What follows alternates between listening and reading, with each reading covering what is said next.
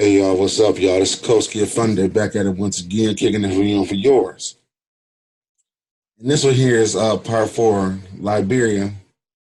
What happened after they chose Firestone for Marcus Garvey? Quick recap cap that the first one did with what Firestone did and how the Civil War started off in Liberia and stuff like that. Went through the rundown of his relationship with it. Part two talks about how Firestone relationship and how it had a class in Liberia that it dealt with. Even the president of Liberia had plantations where he had black people up there working and stuff like that. So this later led to a tribal warfare, one of the tribal breakdowns and stuff like that. But this is all punctuated by Firestone because it was like the big protectorate of it. And it also goes into a little bit of detail about how it just, neglected Marcus Garvey and UNIA went on forward. Part three talks about how it could Firestone cut a deal with Charles Taylor, the warlord of Liberia, to keep the plantation going because they didn't want to lose the vested interests.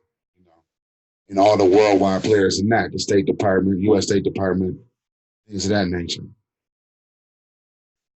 So as you see, that's what the Liberian money, the Firestone money helped them get these guns. If you ever seen the movie, we talked about it too in part three. You ever seen the movie Lord of War? With Nicolas Cage. He played the Angel of Death. He's the one selling them all these Russian-made weapons and stuff like that. So let's get into it. Around 3 a.m. on October 15th, Taylor unleashes hell on Monrovia. Howitzer cannons and 81 millimeter mortars set up in the outlying suburbs power metal into the sleeping city, a narrow peninsula bordered by a mangrove swamp, mudflaps, creeks, and the Atlantic Ocean. Gerhardt, who lived in a house overlooking the marshes on the eastern edge of Monrovia, woke up to rocket fire sounding over the roof of his home. We knew the battle was on, he said. At that time, in the 45 U.S. Embassy at the other end of the capital, Tadadell woke up to booms. The barrage racked the city. Mortar shells landed near the compound. It was chaotic. Very scary, Tadadell said. Taylor had launched a mad, merciless, and determined assault to seize the capital that he had failed to gain control of 2 years earlier. Some analysts believe that while he had retreated to the Firestone plantation to plot the attack, to bolster his forces, to stock his magazines. Taylor's battle plan called for the entire weight of the NPFAL and its allies to hammer Monrovia from different directions, enveloping like an arms of an octopus. 2 attacks were staged from the Firestone plantation, one from the north and a second from the east. Also, too, just a sidebar, in part one, it also talked about the Firestone plantation. It's not like no regular sized plantation. It's about as big as the city of Chicago. You know what I'm saying? This is a pretty big plantation. There are aims at seizing Monrovia suburbs and the intern government on the remaining airport. An allied rebel faction would attack from the west to destroy the base of the West African peacekeepers and seize the country's largest port. The city would be trapped against the anvil of the Atlantic. Taylor's generals predicted would fall in 2 weeks. We had the men, we had the will to fight, said Daniel Shea, then Taylor's defense minister. Richardson had taken over Brad Petty's old house. Taylor's men had captured a battle map that belonged to the West African forces. Richardson spread it across the large table, tracking the battle as it progressed over the next several days. The attack did not go as planned. The NPFL had stationed 2 agent missile launchers that could fire up to 40 rockets at a time in the suburbs across from the capital. The rockets fired wildly, overshooting the city and landing in the ocean as harmless as fireworks. The artillery barrage was not hitting intended targets. The 105 millimeter Hauser guns were old, their barrels locked in place by rust and disuse. The only way to change the trajectory of the shells was by moving the cannons back and forth. The 81 millimeter mortars landed randomly. One even hit Richardson's home in Monrovia. We were aiming pretty close. That's the best we can do, Richardson said. People were trying to kill us. People trying to kill them back. Richards tried to compensate with an indiscriminate fire by using the radio station at Firestone to warn citizens where the next rounds will fall. I suggest you move in there because tomorrow it's going to rain hell on all you guys. Richard would tell the people living in neighborhoods near military targets. Taylor's commander unleashed their shock troops, children soldiers who dashed across the mudflaps wearing cheap rubber symbols they called four-wheel drive. The children's soldiers were often given drugs or alcohol before a battle to boost their courage, according to human rights organizations. Apparently drugged, they ran towards West African soldiers, firing and retreating. The children cut down one adult after another. The man hardened. As she hears a picture of some of the child soldiers, they're telling her how they take drugs and all that stuff like that. Her the drug brown. And it's a Nas, a military analyst and a retired Nigerian officer, remember fighting against Taylor soldiers at a later scale in the war. They were often the most violent, most devoted soldiers, drug berserkers who attacked in human waves. You could fire at them, you get one down and the next will come out, Nasa said. They were more dangerous than beasts. You really don't see them as children in the heat of the battle, Nasa said. As rebels advanced to the suburbs, they carried out summary executions of civilians suspected of being government collaborators. They looted homes, they seized property. Some spray painted their names across empty buildings that claimed them as their own. Some 200,000 people fled into the city to seek safety. Monrovia had become a pestilent ark.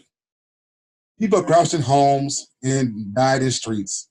They filled the hospitals, babies with head wounds, mothers with shattered legs, young men broken and wrapped in blood-soaked bandages. The rebels singed Monrovia. Chipley, the skinny kid who grew up on a Firestone plantation, was now commander of the Wild Geese Brigade, considered to be one of the most professional units of Taylor's army. Chipley marches 1,100 men towards the suburbs of Monrovia, dressed in black T-shirts, bearing the emblem of a flock of geese. They were armed with RPGs, lightweight 60mm mortars, and anti-aircraft gun. Chris Vambo, known as General Mosquito, swept south from the Firestone plantation with more than 2,000 men. He seized the suburb called Garnerville, which was separated by Monrovia by 2 miles of swamp and river. He wore a camouflage battle dress, a red beret, and aviator sunglasses that dwarfed his face. His men dressed in T-shirts and rags. They carried AK-47s and RPGs. They marched, sang, and jumped. One wore a top hat and a shell necklace. Another played a blue plastic recorder. One man held what appeared to be a leg bone. West African soldiers are trying to penetrate through, Vermo told the CNN camera crew as he pointed to the decaying, weathering skeleton trapped beneath a burnt-out armored personal carrier. Everything will crush on them. After several days of fighting, the perimeter around the capital has shrunk to less than 2 miles. Rose, Head-of-Dell's deputy chief of mission, began evacuating all non-essential personnel from the embassy. A former Army officer and helicopter pilot, Rose worried about the possibilities of Taylor's success. In the first few days, was very, very touch and go, he said. Taylor forces got quite close. The nuns. The West African force counterattacked. Their forces rapidly swelled to 12,000. They loosed bombs from Nigerian Air Force Alpha jets, and they drove tanks and armored personnel carriers. They shredded the rebel swampy hideouts with big guns fired from Nigerian naval vessels. West African peacekeepers worked closely with the anti-Taylor guerrillas and the notorious brutal Liberian army, all of whom knew the terrain better than the foreign soldiers. The alliance began to push Taylor fighters back. For a few weeks, the battle seesawed. Taylor's man was pushed out of the capital, but the suburbs remained on killing fields of whizzing bullets, rotting corpses of child soldiers holding giant stuffed teddy bears, and poorly trained peacekeepers, rampages, and looting. Trapped in all the chaos were 5 American nuns from the Adorers of the Blood of Christ, based in Roma, Illinois. Sister Barbara Ann Merchant, Shirley Comer, Kathleen McGuire, Angus Muller, and M. Joe Cullen, a cousin of Shirley, lived in a small convent just outside the main road that runs through Gardnerville. The convent was located on the shifting front line between Taylor's forces and the West African peacekeepers. Much of what had happened was pieced together by reporter Charlotte Grimes of the St. Louis Dispatch in 1993. On October 3rd, the U.S. Embassy was informed that the covenant had been cut off by overnight fighting. 2 of their sisters were missing. They needed help. Under pressure from the U.S. Embassy, West African soldiers pushed forward to rescue them, but they had to withdraw. The zone was too hot. The sister bodies were found weeks later. 2 of them found dead in the car, a short distance from the convent. The other 3 were found in the convent itself. Several other bodies were found around the convent. The death of the 5 nuns brought the impossible savagery of Liberia's conflict into the international stage. Taylor was held responsible, though he protested that his men were innocent. The State Department described the United States as a shocked and appalled by the cowardly act. Pope John Paul II called the nuns martyrs who were being brutally murdered. In Monrovia, hundreds packed the Catholic Church Cathedral on a sunny, sweltering day for the Requiem for the Sisters. Archbishop Michael Francis delivered a powerful, wrenching sermon. Embassy officials reported that he had called out Taylor for plunging the country into a violent madness. The way to power is through the ballot box, Francis said, but Israelis have resorted to any means to achieve it. As a throng of worshipers left church, the choir struck up a hymn. Ain't gonna study war no more. As you know, the nuns were white, so when these white women got shot, brutally murdered, that's a lot of stuff started snapping off against Taylor. All the other people he killed, all the African people he killed, and all the rubber plants he made, you know what I'm saying? This one they had to put an end to it. This one had to say, hell no, we got to stop this shit. You know what I'm saying? Whoop-de-whoop. Rose loaded the woman's body into a C-130 on the tarmac of Monrovia's Mapisnulu Airport for flight back to the United States. They were buried together on a cold winter day in 5 side-by-side plots at Roma Covenant they once called home. An inquiry by the Catholic Church and another by the Truth and Reconciliation Commission named Vambo and another MPLFL soldiers as the perpetrator. The FBI carried out its own investigation, but the U.S. Attorney's Office decided not to prosecute. In a recent interview, Rose said he still remains upset that the sisters' killers had never been brought to justice. 2 decades later, Rose is still determined to make sure their death was not forgotten. 5 American citizens was killed in an action of terror, Rose said. We as a government and those of us who serve in government have a deep responsibility to see that justice is done. I have that responsibility, Rose said. The responsibility is unfulfilled. Sanctuary. As Taylor's wild boys toured Monrovia, the plantation was humming. The expats made a daily commute from the guest house to the Firestone office and the factories a little more than 3 miles away. In October, they celebrated a new milestone. Factory production reached a record for the year, 4.7 million pounds of rubber. The managers knew, of course, that the big attack was going on. The hospital was filled with wounded MPLFL soldiers. The road was mostly blocked. They kept it in their heads down and worried about the rubber. I felt safer on the plantation, we said. When you got work to do, you know what you have to do, and you go about it. You really don't get too frightened or worked up. A mile down the road from the plantation guest house, Taylor's roll room was humming too.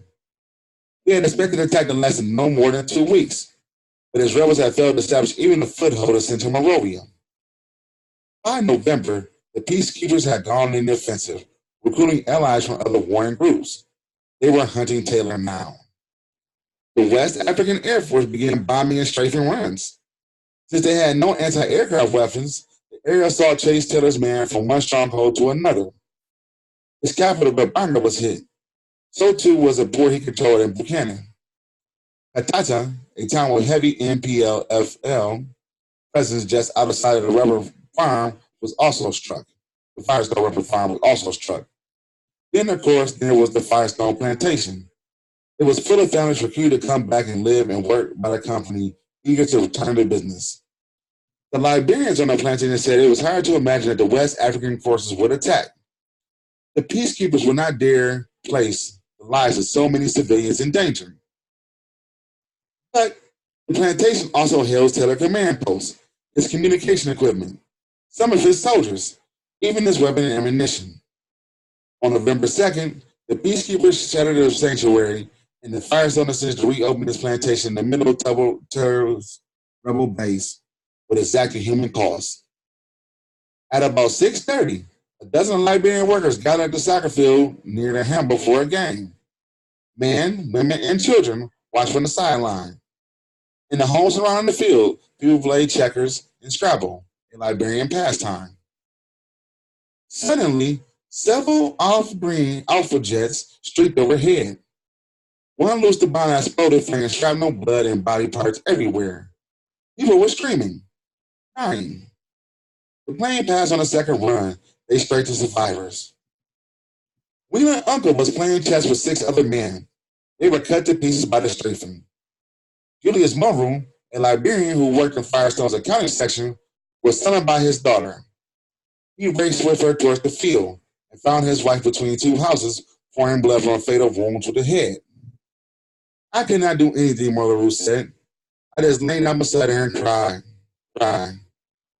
Robert's secretary was drinking a bottle of beer in his house when the bombs dropped. His house was filled with smoke. A few homes away, one of his neighbors was killed. Mary Polly had returned to Firestone on her journey of grief, taking her residence in the home she once shared with her family. With her husband dead, she said Firestone managers told her she could no longer have the right to company housing, so she moved to the town adjacent to the plantation. She was living there when she heard a bomb strike. She ran to see what happened. She remembered stepping all of the dead bodies of the Firestone workers. Human beings, these poor human beings, dear that day. It was not easy, she said. Body after body after body. I was not able to stand there again to see. I was not able. From the guest house 3 miles away, expats watched the bombing with amazement. I can remember I was going out to say, "Whoa, look at that." And we were watching private planes die and dropping bombs and pulling up, Petty said. It was just, hey, it's a show. They're not going to bother us. They're after Taylor machines, so we're safe. They were safe. They were 3 miles away, and another part of it, they were safe. They were just watching it.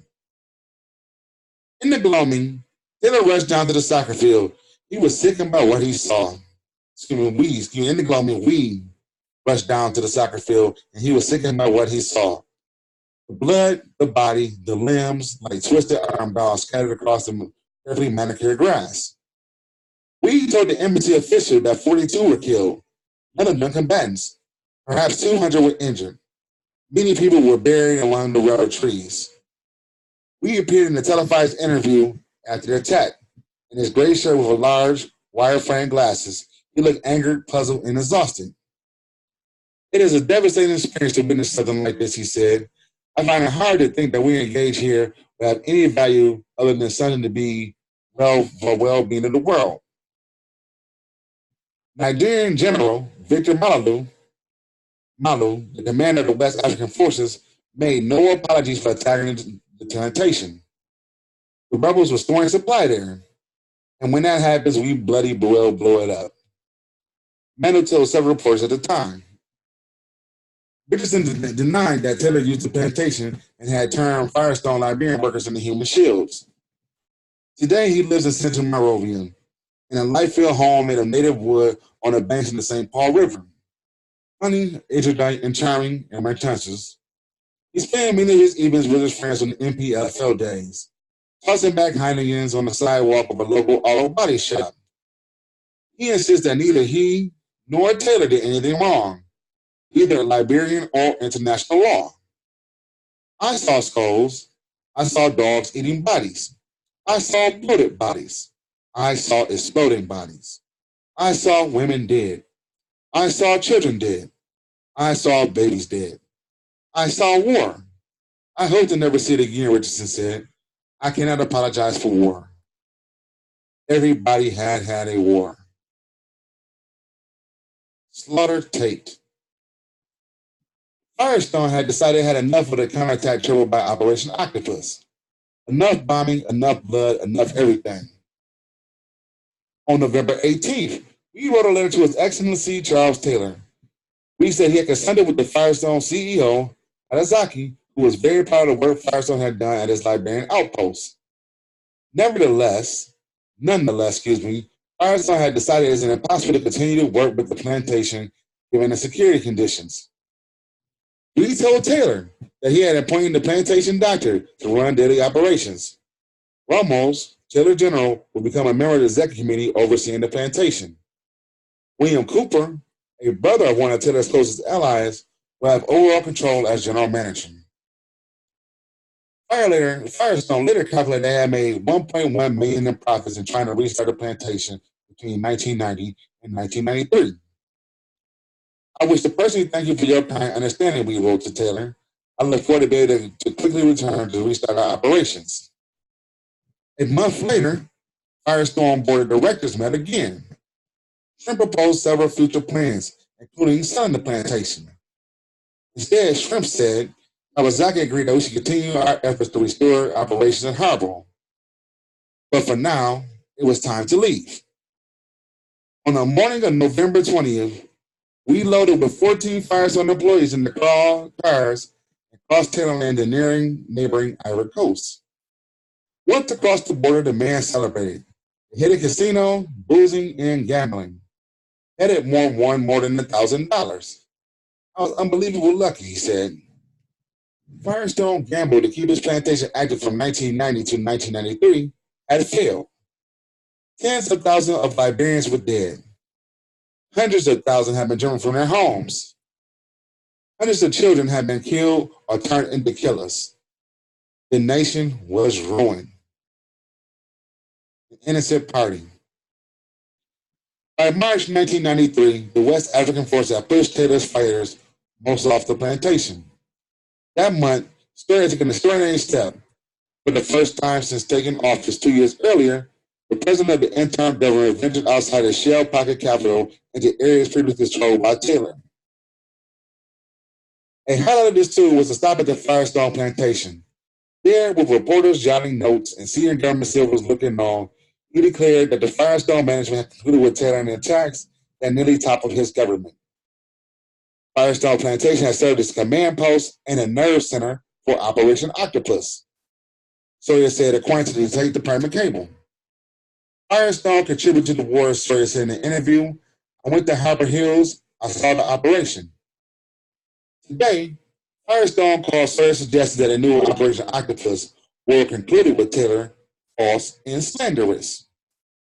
In January 1993, Firestone answered Sawyer charge with a lengthy letter defending the company's action. The letter, never previously reported, provided a candid articulation of the moral, economic, and legal calculus conducted at the highest level of an American corporation. In the letter to Sawyer, Trump wrote that Firestone had a difficult decision when Taylor forces invaded the plantation in 1990. The best and safest course was to wait a resolution in the Liberian civil crisis and establish a lawful government recognized and accepted not only through Liberia, but among the nations in the world, he said. Shrimp acknowledged that the company had signed a memorandum of agreement with Taylor. It had paid taxes to the Taylor government. It had abided by Taylor edicts. But he said the company never attempted to take sides in the Liberian conflict. It simply had no other practical alternative. We have always sought restoration of peace and a stable government in the entire country, so as to do the end of the terrible bloodshed, grief, and suffering experienced by so many Liberians, he wrote. Shrimp letter was accompanied by a 10-page legal defense. It turned upon the idea that Firestone had nothing wrong since Taylor organization constituted a de facto government over the plantation. Firestone cites a series of U.S. court cases which upheld this principle. Several stem from the American Civil War, where post-Alabama U.S. federal judges recognized the Confederacy as a de facto government which had taken care of its authority to certain actions. Firestone compared itself to Liberians living in Taylorland. The intern government cannot hold citizens accountable for submitting to Taylor's iron fist. As a corporation, Firestone deserves the same treatment. Firestone, which is a corporate person, right? Now read this again.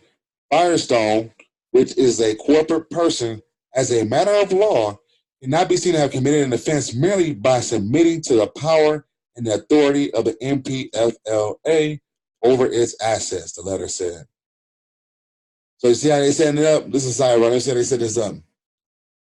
Firestone compared itself to the Liberians living in Taylorland. The intern government would not hold citizens accountable for submitting to Taylor's iron fist.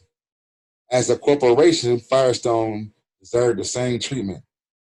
Firestone, which is a corporate person, as a matter of law, cannot be seen to have committed an offense merely by submitting to the power and the authority of the MPFL over its assets, the letter said. Let's get back to it. Finally, the company denied Sawyer's accusation that it had willingly allowed the MPFLA to use its plantation militarily. Firestone categorically denies at any time having permitted or encouraged the use of Firestone facilities by the MPFL for military operations, the letter said. Firestone has an enormous investment in the plantation and wishes to preserve it by to expose it to destruction as a staging military base for military operations. Firestone was innocent of any wrongdoing, the memo concluded. Like many others, Firestone was an innocent party caught in a tragic civil conflict, the letter said. It sought only to protect its assets and alleviate somewhat of the financial hardship of its employees and his families. Nothing ever came of Sawyer legal threats. In March 1994, its intern government was replaced by another internal government that contained representatives from Taylor's MPFL and other warring factions. The Firestone matter was dropped. The company kept a low profile with a skeleton crew on site to maintain the plantations. Rebel factions battled among the rebel trees. Some 600 refugees were killed in a massacre in one housing camp. Over the next 4 years, Taylor participated in a series of intern governments that gave him some resemblance of illegitimacy. In April 1996, he launched one last ferocious attack in Monrovia. When it failed, Taylor accepted the needs for elections. A little more than a year later, he stood before adoring crowds, the legitimate ruler of a legitimate country. His dream had come to pass. I will not be a wicked president, he promised. So he still came out on top. A civil case. Back in the United States, Firestone was engaging in his own war, albeit in the courtroom. Firestone told a U.S. Assembly official that the company had lost more than $200 million between 1990 and 1994 in Liberia, but Firestone insurance claims had been rejected. The company policy does not cover losses sustained in war. Now it's a war, and okay. If you notice back up in here, just a side note, we know back it's a war when they go to court for trying to get that insurance money, Firestone. But when you look when they talk about up here, they call it a civil infraction. Let me get the correct term. They call it civil matter, civil conflict. Okay.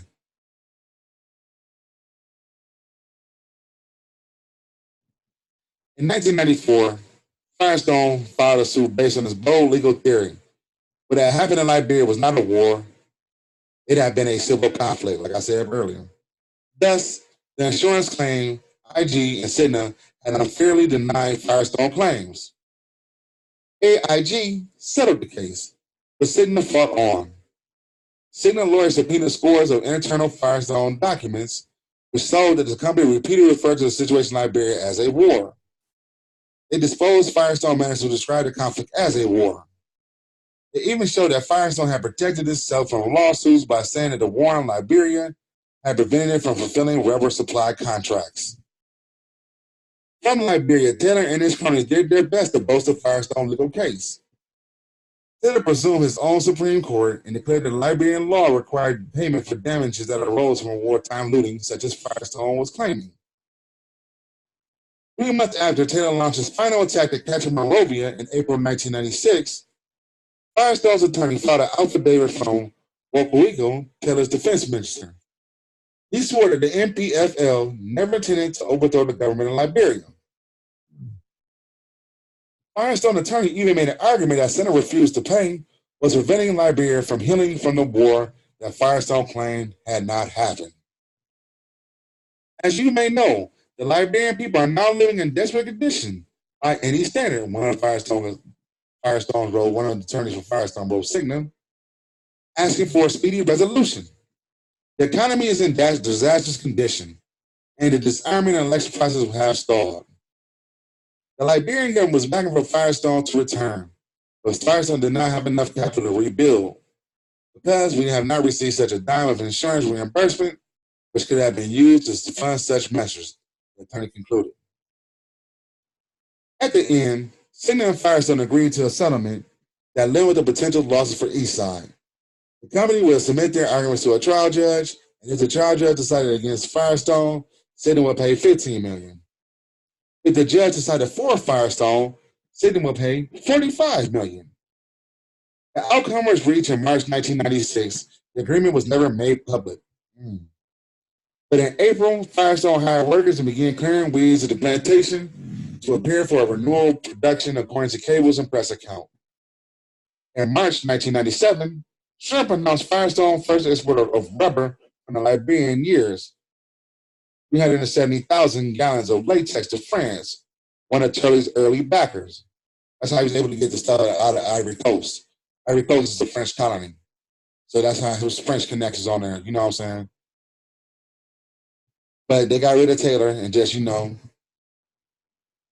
Firestone was happy with the first steps in the long process, Trump said in a prepared statement, reported in rubber and press trade. We support completely the people of Liberia in their efforts to bring democracy and stability to Liberia. Completely justified. Since the end of the war in 2003, Firestone has invested more than $146.9 million in the country. It currently employs 8,000 Liberians and some of the best paying jobs in the rubber industry, according to the company and union official.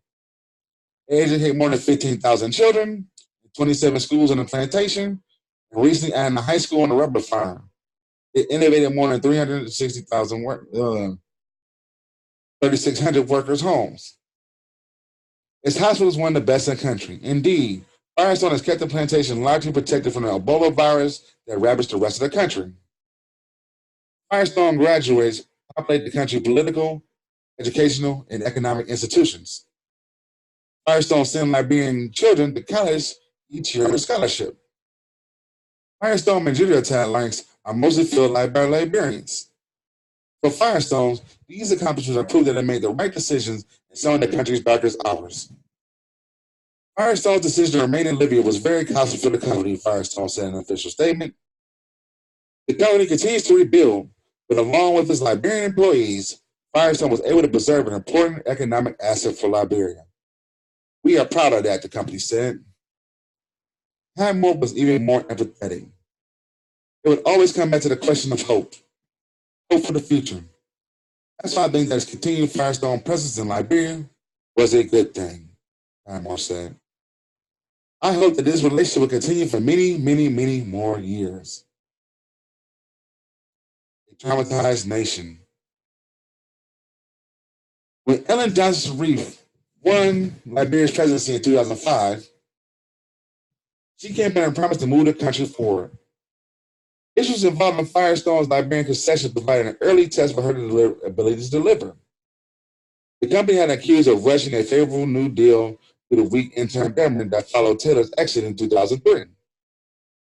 Environmental groups complained that the company's discharge was polluting the river that Taylor's river had first crossed so long ago. There were complaints about child labor, standard of living conditions, and the exploitation of workers.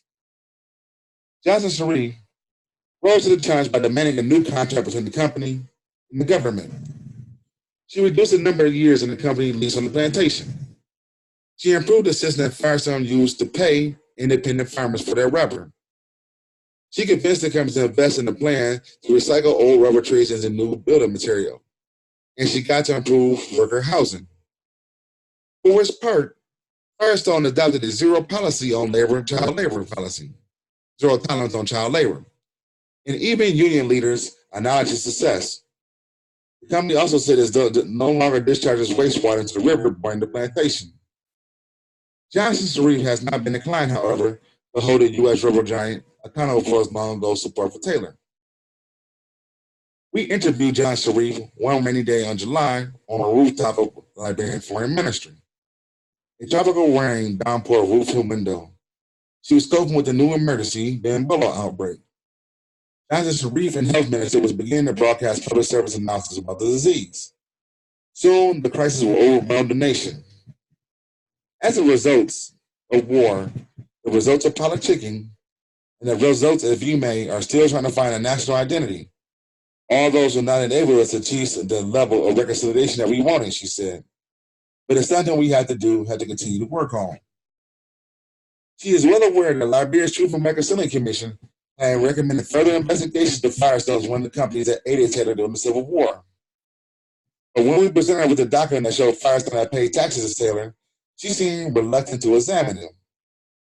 She had not seen them before, she said, but she already knew that the company, the history, its economics, cultural, and political power.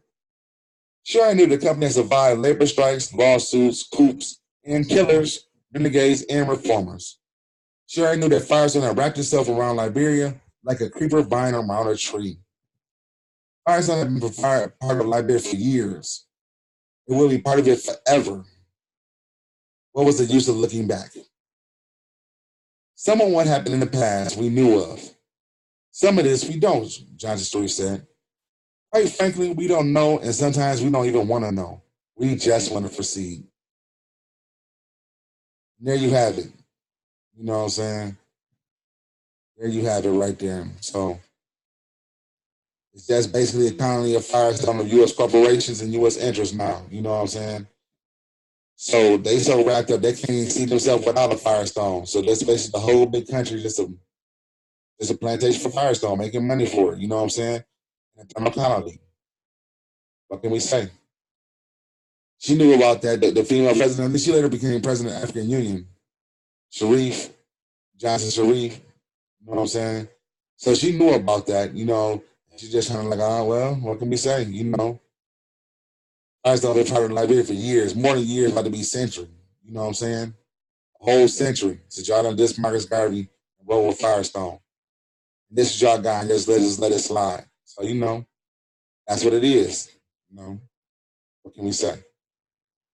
Anyway, this is a Coach Kid Fun Day. You know what I'm saying? Hit the like button. You know what I'm saying? Subscribe to the channel. You know what I mean? The subscription rate is going up. And much love to you and yours. You know what I'm saying? Peace.